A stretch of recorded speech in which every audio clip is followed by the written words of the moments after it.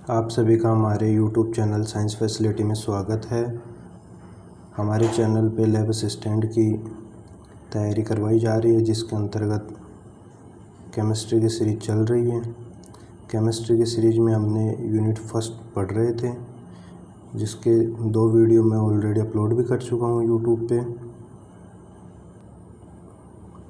Chemistry के अंतर्गत हमारी यूनिट फर्स्ट परमाणु संरचना चल रही थी, जिसमें हमने 3 टॉपिक डिस्कस भी कर लिया था, जैसे परमाणु के बारे में, कैसे इलेक्ट्रॉन, प्रोटॉन, न्यूट्रॉन की खोज हुई, प्लम-पुडिंग मॉडल भी देख लिया हमने, रदरफोर्ड का मॉडल देख लिया। फिर उसके बाद में हमने समस्थानिक, संभारिक, ये सब देखें। और मेजर टॉपिक जैसे उसमें क्वांटम संख्याओं के बारे में पढ़ा डिटेल से। इसी क्रम में अब हमारा 4th टॉपिक है अफबाऊ का नियम।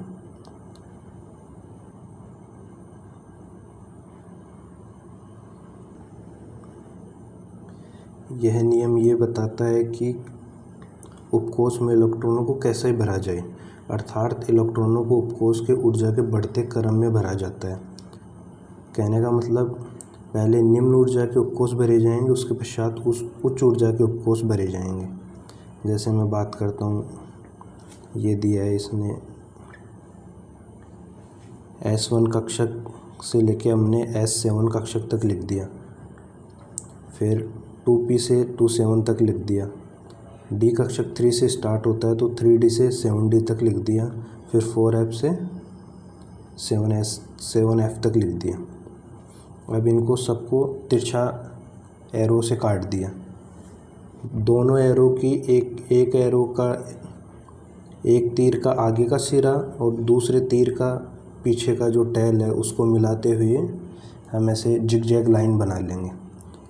ये याद रखने का सबसे अच्छा तरीका है, जो आपने 11th क्लास में भी पढ़ा होगा।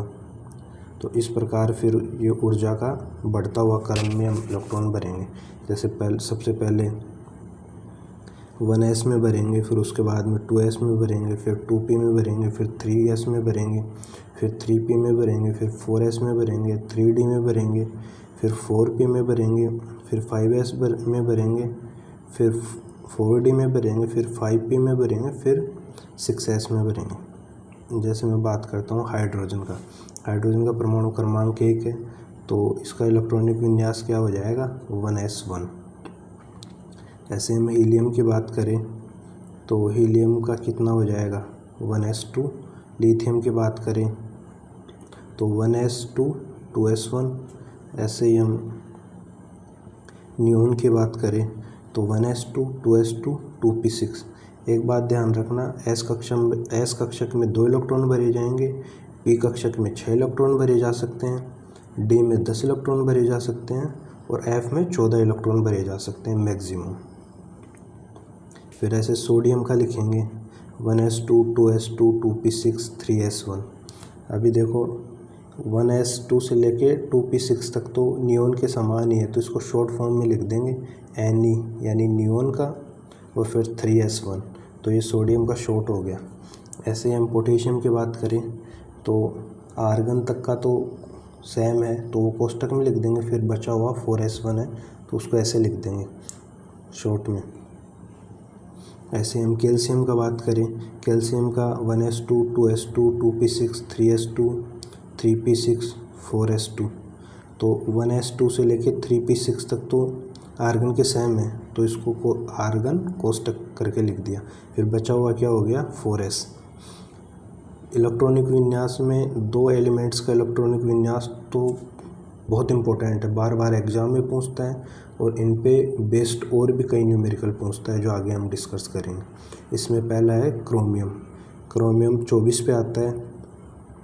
इसमें थोड़ा सा क्रम चेंज हो जाता है, वो हमें याद रखना है। जैसे आर्गन आ गया, फिर 4s2 3d4। इसमें हमारा रूल ये था कि पहले s कक्षक भरा जाएगा, s कक्षक भरने के बाद d भी भरा जाएगा, d फुल भरने के बाद f में जाएंगे। लेकिन इसमें क्या हो रहा है कि s1 में केवल 1 इलेक्ट्रॉन है, इसका 1 इलेक्ट्रॉन जंप करके 3d में जा रहा है, तो 3d4 की जगह पे 5 हो गया, तो इसका इलेक्ट्रॉनिक विन्यास क्या हो जाएगा, आर्गन 4s1 3d5। ये अपवाद है और हमें याद भी रखना है।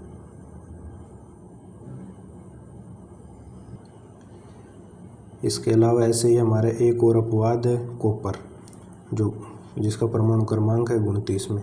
इसमें भी यही है कि आर्गन तक तो वो सेम है, फिर 4s2 3d9।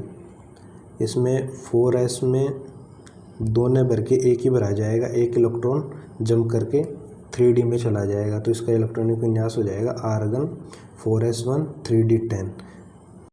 क्रोमियम और कॉपर में ऐसा क्यों हो रहा है कि 4s कक्षक का एक एक इलेक्ट्रॉन 3d में जा रहा है? उसका कारण ये है कि कोई भी एलिमेंट है या तो स्थायित्व प्राप्त करेगा, स्थायित्व प्राप्त करने के लिए वो या तो वो फुल भरा हुआ होना चाहिए या आधा भरा हुआ होना चाहिए। तो कॉपर में एक इलेक्ट्रॉन इसको मिल जाएगा 3d में, तो ये 10 हो जाएगा, तो फुल भर जाएगा। ऐसे ही क्रोमियम में 4 है, 3d में एक इलेक्ट्रॉन मिल जाएगा, तो ये अर्ध पूरित हो जाएगा। अब इस पे बेस्ड एक क्वेश्चन है कि एक संक्रमण धातु X का +3 ऑक्सीकरण अवस्था पर विन्यास आर्गन 3d5 है, इसका परमाणु क्रमांक क्या होगा? अब देखो इलेक्ट्रॉनिक विन्यास आर्गन 3d5, आर्गन 18 पे आ रहा है, 3d5 यानी 18 और 5 23, ठीक है 23 हो गया। लेकिन वो +3 ऑक्सीकरण अवस्था में पहुंच रहा है, इसका मतलब एक ऐसा एलिमेंट है जो 3 इलेक्ट्रॉन दे चुका, तो 23 + 3 26, तो इसका परमाणु क्रमांक 26 हो जाएगा। अब यहाँ से एक क्वेश्चन और पूछता है कि कोर क्या है, कर्नेल क्या है, या संयोजकता कोष क्या है। जैसे मैं बात करता हूँ सोडियम की, सोडियम का इलेक्ट्रॉनिक विन्यास लिखा 1s2 2s2 2p6 3s1।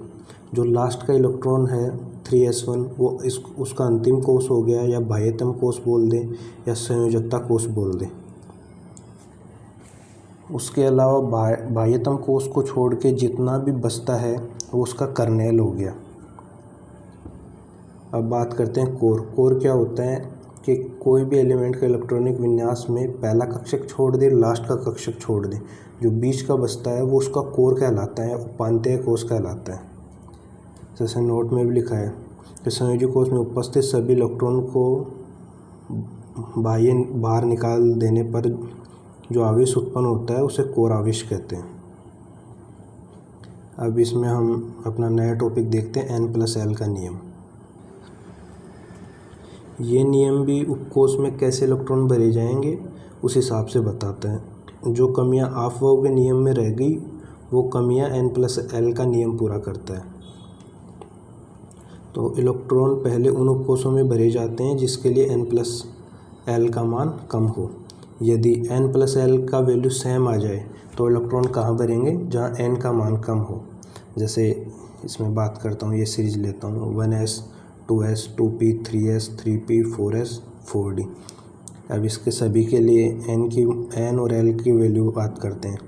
1s के लिए N की वैल्यू 1, L का मान 0, क्योंकि हम जानते हैं किसी भी कक्षक के सामने जो डिजिट लिखा है 1 2 3 वो N का मान हो गया, और S कक्षक के लिए L का मान 0, P के लिए 1, D के लिए 2, F के लिए 3। ये हमने पहले क्वांटम नंबर में पढ़ लिया। अब देखो इसमें 2 कक्षक ऐसे आ रहे हैं जिनके लिए N+L की वैल्यू समान है, 2p और 3s। 2p में N की वैल्यू 2, L की वैल्यू 1। 3s में N की वैल्यू 3 और L की वैल्यू 0। सेम कंडीशन आ रही है, तो अब इलेक्ट्रॉन पहले कहाँ भरे जाएंगे? जहाँ N का मान कम हो। जब N+L की वैल्यू दोनों इक्वल आ रही हो तो इलेक्ट्रॉन सबसे पहले वहाँ भरेंगे जहाँ N की वैल्यू कम हो। फिर अगला टॉपिक पढ़ेंगे हम फाउली का अपवर्जन सिद्धांत। इस नियम के अनुसार किसी तत्व के कोई भी 2 इलेक्ट्रॉन के लिए चारों क्वांटम संख्याओं का मान कभी समान नहीं हो सकता। यानी हम 2 कक्षक लें 1s 2s, उसके लिए चारों क्वांटम संख्याएं N L M और S, इनका चारों का मान कभी समान नहीं हो सकता। 4 में कम से कम 1 या 2 तो डिफरेंस रहेंगे। जैसे 1s कक्षक की बात करूँ मैं, N का वैल्यू 1 हो गया, L का वैल्यू 0 हो गया, M का मान 0 हो गया, क्योंकि M की वैल्यू होती है -L से +L तक। अब प्लस माइनस 0 करो, 0 ही हो गया। और इलेक्ट्रॉन की स्पिन ±1/2 दोनों इलेक्ट्रॉनों के लिए हमने देखा। ऐसे ही 2s कक्षक के दोनों इलेक्ट्रॉन, एक अप एक डाउन, दोनों के लिए देखते हैं। n की वैल्यू 2 होगी, l की वैल्यू 0 होगी क्योंकि s कक्षक है, और m की वैल्यू 0 होगी। s की वैल्यू प्लस अप है तो +1/2, डाउन है तो -1/2। अब देखो दोनों कक्षकों में l, m और s तीनों की वैल्यू सेम है, लेकिन डिफरेंस आ रहा है n का। और ये हमारा नियम कहता है कि किसी तत्व के कोई भी दो इलेक्ट्रॉनों के लिए चारों क्वांटम संख्याओं का मान कभी इक्वल नहीं हो सकता, यानी समान नहीं हो सकता। नोट में लिखा है एक ही कक्षक में उपस्थित दोनों इलेक्ट्रॉनों का चक्रण सदैव विपरीत दिशा में होते हैं। हमने बताया कि कक्षक में जब इलेक्ट्रॉन बढ़ते हैं तो उनकी स्पिन एक दूसरे को उल्टी होती है, एक अप है तो दूसरा डाउन रहेगा। अब पढ़ते हैं हम हुंड की बहुलकता का नियम। इस नियम के अनुसार इलेक्ट्रॉन जब किसी उपकोष में भरे जाते हैं तो जब तक समान ऊर्जा के रिक्त कक्षक उपलब्ध है तब तक इलेक्ट्रॉन अयुग्मित रहेंगे, उसके पश्चात वह युग्म प्रारंभ करते हैं। यानी कहने का मतलब ये हो गया कि हम इलेक्ट्रॉन जब किसी उपकोष में भर रहे हैं तो जब तक इलेक्ट्रॉन अयुग्मित रहेंगे, जब तक उसमें खाली है, कक्षक बॉक्स खाली है, तब तक अयुग्मित रहेंगे, यानी एक एक भरेंगे। और जब पूरे भरने के बाद बचता है तो हम उसको युग्मन यानी पेयरिंग करते हैं, डबल करते हैं। जैसे ये दे रखा है, कार्बन की बात करें, कार्बन का इलेक्ट्रॉनिक विन्यास 1s2 2s2 2p2 हो गया। अभी इसमें 2p की बात करते हैं। 2p के 3 बॉक्स होते हैं, 3 उपकोष होते हैं, यानी px py pz। तो अभी क्या करेंगे, पहले px में 1 भरेंगे, फिर py में भरेंगे। अब z का नहीं है तो उसको खाली छोड़ देंगे। ऐसा नहीं कर सकते कि एक ही बॉक्स में दोनों भर दिया, एक अप एक डाउन दिखा के ऐसे भर दिया, वो गलत है। ऐसे ही अब नाइट्रोजन की बात करेंगे, 1s2 2s2 2p3। p के 3 कक्षक हो गए, px py pz। तो एक एक आ जाएगा, पहले px में भरेंगे, फिर py में भरेंगे, फिर pz में भरेंगे। यदि इसमें कोई और होता है इलेक्ट्रॉन तो उसके बाद में उसकी डाउन स्पिन में बढ़ते हैं। जैसे अभी ऑक्सीजन का देखते हैं, ऑक्सीजन का इलेक्ट्रॉनिक विन्यास 1s2 2s2 2p4 हो गया। तो पहले एक एक भरेंगे, अब स्पिन का इलेक्ट्रॉन भरेंगे px में py में pz में। उसके बाद एक इलेक्ट्रॉन एक्स्ट्रा बच रहा है तो px में भरेंगे डाउन स्पिन में। यहाँ से नोट से क्वेश्चन पूछता है कि सबसे पहले हुंड की बहुलकता का नियम किस एलिमेंट पे लागू होता है, तो कार्बन पे लागू होता है। और ये पूछता है कि सबसे अधिक स्थायित्व कौन से कक्षकों का होता है, तो अर्धपूरित और पूर्णपूरित कक्षकों का स्थायित्व सबसे अधिक होता है। एक ये पूछता है कि अफबाउ के नियम के अपवाद बताओ, तो क्रोमियम और कॉपर दोनों ही उसके अपवाद है, कारण हमने बता दिया था आपको। अभी स्थायित्व की बात करते हैं, तो सबसे ज़्यादा स्थायी इलेक्ट्रॉन वो होंगे जिनके कक्षक पूरे भरे हुए होंगे, यानी सबसे ज़्यादा स्थायित्व है पूर्णपूरित, फिर अर्धपूरित, फिर अन्य। जैसे मैं बात करता हूँ डी कक्षक में, डी कक्षक में अधिकतम 10 इलेक्ट्रॉन भरे जा सकते हैं, तो 10d सबसे ज़्यादा स्टेबल होगा। उसके बाद में 5d यानी 10 का आधा 5 अर्धपूरित हो गया, वो ज़्यादा स्टेबल होगा। उसके बाद में d2 d3 d4 ऐसे ही पी कक्षक की बात करें, पी में मैक्सिमम 6 इलेक्ट्रॉन भरे जा सकते हैं, तो 6p सबसे ज़्यादा स्टेबल होगा, फिर इसका आधा 3p स्टेबल होगा, फिर बच गया जो p1 p2। ऐसे ही f की बात करें तो f14 सबसे ज़्यादा स्टेबल होगा, फिर f7 होगा, उसके बाद में 5 6 4 3 ऐसे आ जाएगा। अब ये एक क्वेश्चन है, क्रोमियम में अयुग्मित इलेक्ट्रॉन की संख्या पूछ रहा है। तो अयुग्मित इलेक्ट्रॉन की संख्या निकालने के लिए हमें सबसे पहले इसका इलेक्ट्रॉनिक विन्यास पता होना चाहिए, जो हमने पहले पढ़ भी लिया। क्रोमियम 24 पे आता है इलेक्ट्रॉनिक विन्यास, आर्गन 4s1 3d5, ठीक है। तो 4s1 में एक आ गया और d के 5 उपकक्षक होते हैं तो एक एक भर दिए। तो कोई इसमें पेयरिंग नहीं है, सिंगल है। सिंगल इलेक्ट्रॉन को अयुग्मित बोलते हैं, यानी जो युग्मित नहीं है। तो 6 इलेक्ट्रॉन हो गए। ऐसे ही कॉपर की बात करें, कॉपर 29 पे आता है, तो आर्गन 4s1 3d10। तो जो डी में 5 बॉक्स होते हैं और 10 इलेक्ट्रॉन है, तो इसमें पेयरिंग कर लेंगे, तो एक अयुग्मित इलेक्ट्रॉन बचेगा s कक्षक का। अब हम पढ़ते हैं चुंबकीय आघूर्ण। चुंबकीय आघूर्ण का फॉर्मूला क्या होता है, U बराबर √n+2, और इसकी यूनिट बहुत बार पूछी जाती है BM, बोर मैग्नेट्रॉन, जहाँ n क्या है, अयुग्मित इलेक्ट्रॉन की संख्या।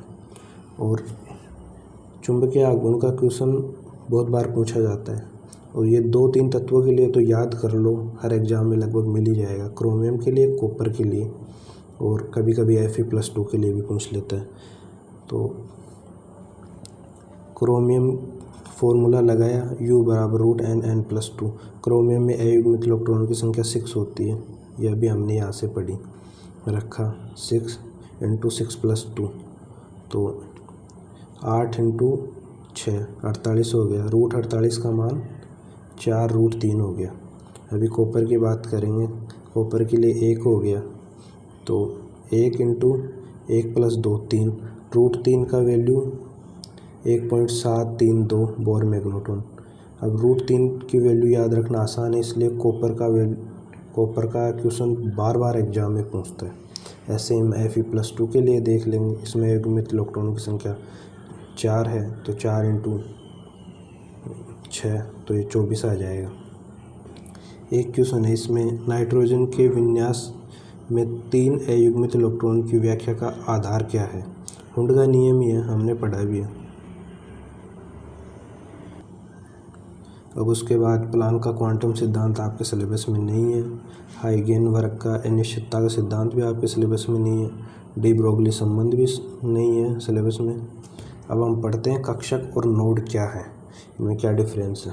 वो कक्षक क्या होता है, नाभिक के चारों ओर वह स्थान जहाँ इलेक्ट्रॉन पाए जाने की संभावना सर्वाधिक होती है, वह कक्षक हो गया।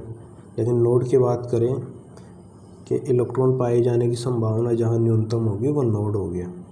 अब नोड 2 टाइप के हो गए, एक त्रिज्यीय नोड और एक कोणीय नोड। यहाँ से क्वेश्चन पूछता है, इसका ये फॉर्मूला है वो भी ध्यान रखना। त्रिज्यीय नोड का फॉर्मूला क्या हो गया, n-l-1, और कोणीय नोड का केवल l। जैसे मैं 3p के लिए, 3p कक्षक के लिए नोड निकालता हूँ। 3p के लिए n की वैल्यू 3 हो गया, और p के लिए n का मान 1 हो गया। इसमें फॉर्मूले में रखा, तो 3 - 1 - 1, तो 1 आ गया त्रिज्यीय नोड। ऐसे ही कोणीय नोड की बात करूँ l, तो l 3p में p के लिए l का वैल्यू 1 होता है, तो ये कोणीय नोड होगी। कभी कभी ऐसे क्वेश्चन देख के कुल कोणीय नोडों की संख्या पूछ लेता है। तो हमने देखा कि त्रिज्यीय नोड क्या है, n-l-1 + l, तो ये l से l कट जाएगा, तो n-1 बच जाएगा। तो त्रिज्यीय नोड 1 आई, कोणीय नोड 1 आई, तो टोटल नोड 3p कक्षक के लिए कितना हो गया, 2। या ऐसे भी निकाल सकते थे इस डायरेक्ट कि 3p कक्षक के लिए पूछ रहा है, 3p में n की वैल्यू 3, 3 में 1 गया 2, डायरेक्ट ये आ जाएगा। अब इसमें कुछ नोट में है जो कई बार एग्जाम में पूछता है कि इलेक्ट्रॉन पर आवेश किस प्रयोग से निकाला गया है। तो मिलिकन के जो तेल बूंद प्रयोग से इलेक्ट्रॉन पर आवेश निकाला गया। अब इलेक्ट्रॉन का आवेश का कन्वर्ट भी पूछ लेता है कई बार ESU में, इलेक्ट्रोस्टैटिक यूनिट, स्थिर वैद्युत इकाई में इसका मान पूछ लेता है इलेक्ट्रॉन पे आवेश का। तो 4.8 × 10⁻10 ESU। इलेक्ट्रॉन पे आवेश हम कूलाम में जानते ही हैं, 1.6 × 10⁻−19। यहाँ से ये तीसरा पॉइंट वाला क्वेश्चन पक्का एग्जाम में पूछता है, कई बार पूछा भी गया। तो देखो, द्रव्यमान की बात करें इलेक्ट्रॉन, प्रोटॉन और न्यूट्रॉन में, सबसे ज़्यादा द्रव्यमान न्यूट्रॉन का होता है, फिर प्रोटॉन का होता है, फिर इलेक्ट्रॉन का होता है। अब ये क्वेश्चन में क्या पूछ रहा है, E/m का पूछ रहा है। ये यूनिट हमारी पूरी हो चुकी है। इसमें एक मेजर टॉपिक बच रहा है, आधुनिक आवर्त सारणी, और अभी हम इस टॉपिक से पिछले बार लैब असिस्टेंट के एग्ज़ाम में पूछे गए क्वेश्चनों का डिस्कशन देखते हैं। ये क्वेश्चन 2016 में पूछा गया। निम्न में से सत्य कथन क्या है? पहला दे रखा है पोटेशियम और कैल्शियम दोनों संभारिक है क्या? तो दोनों संभारिक है, दोनों पे भार समान है 40-40 है। दूसरा दे रखा है कि क्लोरीन के 2 समस्थानिक दे रखे हैं कि वह है कि नहीं। तो उस समस्थानिक में हमने पढ़ा था कि परमाणु क्रमांक समान रहेगा और द्रव्यमान संख्या अलग अलग रहेगी। तो परमाणु क्रमांक तो 17-17 है दोनों का, तो इन परमाणु भार अलग अलग है, एक का 35 है, एक का 37 है। ऐसे ही तीसरे में पूछ रहा है कि समभारिक है क्या? दोनों का भार 130-30 है तो समान है। तो सारे कथन सही हो गए, यानी उपरोक्त सभी सही है। अभी ये दूसरा क्वेश्चन बहुत अच्छा है। इलेक्ट्रॉनिक विन्यास दे रखा है 1s2 2s2 2px2 2py2 2pz0 किस नियम का पालन नहीं करता है? देखो, इसके विन्यास के अनुसार हम ये इधर डायग्राम बनाते हैं केवल p कक्षक का, क्योंकि s का तो 2-2 है ही, उसमें कोई दिक्कत नहीं है। देखो, जो क्वेश्चन के अनुसार दे रखा है वो ये है, ऐसे कि px में 2 इलेक्ट्रॉन भर दिए, py में 2 भर दिए, z को खाली छोड़ दिया, जो कि गलत है, क्योंकि हम जानते हैं कि पहले x में भरा जाएगा, px में भरा जाएगा, फिर pz में, फिर py में, फिर बचे हुए पेयरिंग होगी। और ये सब कौन बताता है? अयुग्मित इलेक्ट्रॉन भरने का क्रम हुंड का नियम ही बताता है। तो ये हुंड का नियम का पालन नहीं करेगा। भरना कैसे चाहिए था कि पहले एक भर दिया px में, फिर एक भर दिया pz में, फिर एक भर दिया py में, फिर बचा हुआ एक युग्मन करेंगे तो px में आ जाएगा। अब इसमें कुछ क्वेश्चन है जो है इम्पोर्टेंट, कभी पूछ लेता है। ये चक्रण क्वेश्चन फर्स्ट है, चक्रण क्वांटम संख्याओं के 2 मान अर्थात +1/2 -1/2 दर्शाते हैं। क्या दर्शाते हैं? चक्रण ही दर्शाते हैं, इलेक्ट्रॉन का चक्रण के 2 क्वांटम यांत्रिक चक्रण अवस्था जो इलेक्ट्रॉन के चक्रण के विन्यास को बताता है। एक ये क्वेश्चन भी पूछता है, सर्वाधिक विद्युत धनात्मक तत्व कौन सा है? तो सर्वाधिक विद्युत धनात्मक तत्व वही होगा जिसका सबसे ज़्यादा आकार होगा, सीजियम ही है। एक ये क्वेश्चन सबसे नीचे वाला सबसे इम्पोर्टेंट है, निम्नलिखित में से डी कक्षकों के किस युग्म में इलेक्ट्रॉन घनत्व अक्षों के अनुदिश है? देखो, बात करते हैं। ये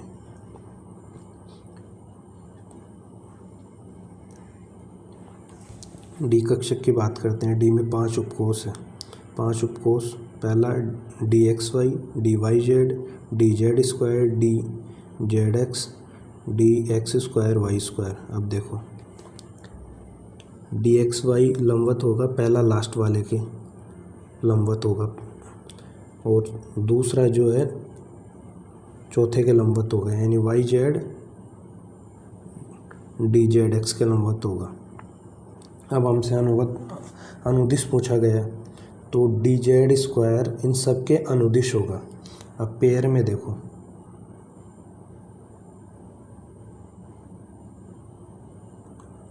ऑप्शन ए में दे रखा है dz2, इसमें xz दे रखा है, xz के तो नहीं होगा। हमारा अनुदिश में कौन सा हो रहा है? dz2 dx2 y2, इसके अनुदिश हो गया, तो ऑप्शन बी सही है इसका आंसर।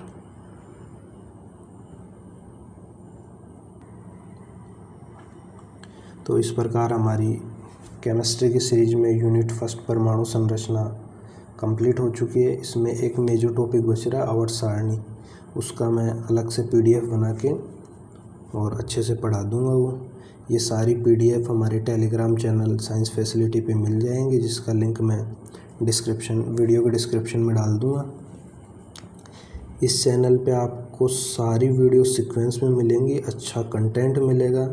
यूट्यूब पे आके इधर उधर भटकने की कहीं ज़रूरत नहीं है, सीधा अपने चैनल पे आओ, अच्छे से पढ़ो। और ये चैनल उन बच्चों के लिए बनाए गए हैं जिनकी घर की स्थिति ख़राब है, जो महंगी कोचिंग अफोर्ड नहीं कर सकते, और यूट्यूब पे भी एक रेगुलर सीक्वेंस वे में अच्छा कंटेंट मिल सके, उनके लिए है। सीरियस स्टूडेंटों के लिए मैं मेहनत कर रहा हूँ। So thank you. हमारे चैनल को और वीडियो को लाइक शेयर सब्सक्राइब करो ताकि ज़्यादा से ज़्यादा लोग जुड़े, हमारा परिवार बढ़े और हम इसी प्रकार से आपके लिए मेहनत कर सकें। और आपको कोई क्वेश्चन, कोई नियम या कुछ भी नहीं समझ में आए तो कमेंट के माध्यम से आप हमसे पूछ सकते हो। और हमारा टेलीग्राम चैनल या जो ग्रुप है उसको ज्वाइन कर लो, उसमें सारे वीडियो वगैरह, PDF वगैरह सब सीक्वेंस में आपको मिल जाएगा। So thank you.